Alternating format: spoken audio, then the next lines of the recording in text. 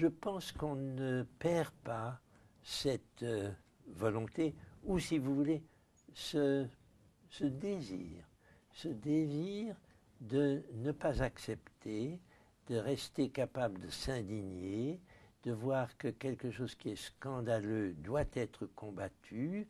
En ce moment, par exemple, la façon dont se comporte l'État d'Israël à l'égard des Palestiniens est pour moi aussi inacceptable que l'était, mettons, Pétain le 17 juin 1940.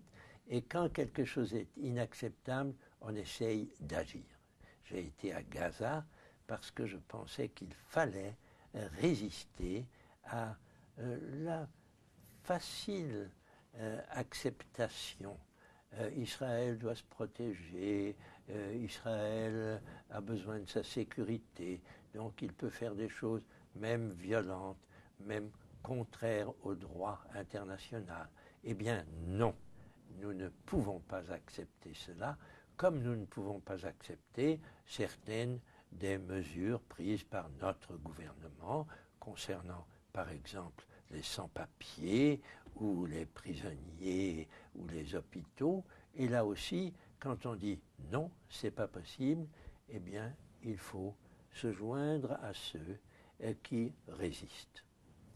Vous aviez 20 ans en 1940. Aujourd'hui, un jeune de 20 ans, qu'est-ce que vous lui diriez pour savoir dire non, pour apprendre à dire non? C'est pas facile. Cette volonté de ne pas accepter l'inacceptable change évidemment de génération en génération.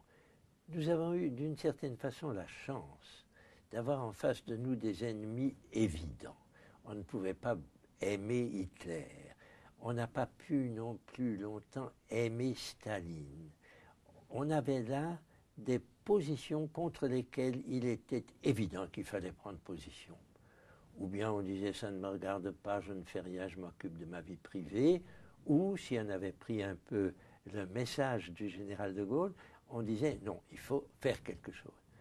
Aujourd'hui, contre quoi faut-il se montrer résistant?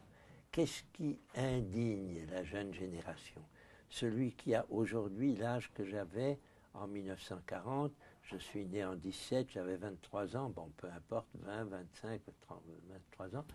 Et aujourd'hui, il me semble qu'une chose est terriblement impossible à accepter, c'est l'écart croissant entre les très riches et les très pauvres. L'injustice sociale est alimentée par la finance mondiale, alimentée par le libéralisme économique sans aucune régulation.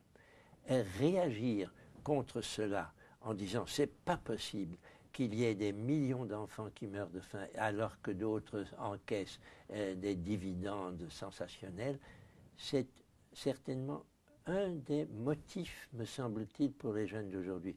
L'autre, aussi important, c'est de s'apercevoir que nous faisons du mal à la planète et que nous le faisons depuis pas mal de temps, que de génération en génération nous avons exploité, surexploité les ressources et que cela nous met devant un défi évident. Il faut faire quelque chose, sinon, dans 50 ans, on ne pourra peut-être plus avoir une société humaine vivant sur cette planète. Le deuxième, je vous en donne un autre qui est plus répandu dans la géographie. Ces deux-là sont universels, correspondent d'ailleurs à ce qui m'a formé, qui est la Déclaration universelle des droits de l'homme, à laquelle j'ai eu la chance de pouvoir participer à sa rédaction. Mais l'autre chose qui doit nous indigner, c'est la violence. Et c'est la violence qui existe malheureusement encore dans de nombreux pays. J'ai déjà évoqué Israël, la Palestine, Gaza, mais il faut parler de l'Irak, de l'Afghanistan, il faut parler du Congo démocratique, soi-disant démocratique.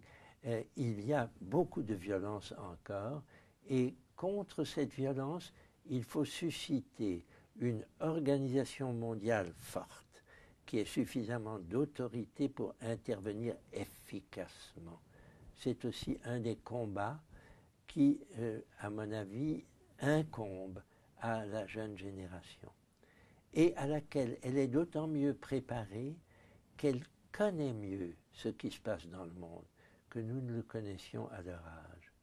Là, le progrès de la communication, de l'Internet, des mails divers que je ne manipule que très mal, mais la jeune génération les comprend et s'en sert avec un avantage, ça c'est une chose qui doit lui permettre d'être efficace dans le combat contre ce qui la scandalise ou ce qui simplement la choque, ce qu'elle veut changer.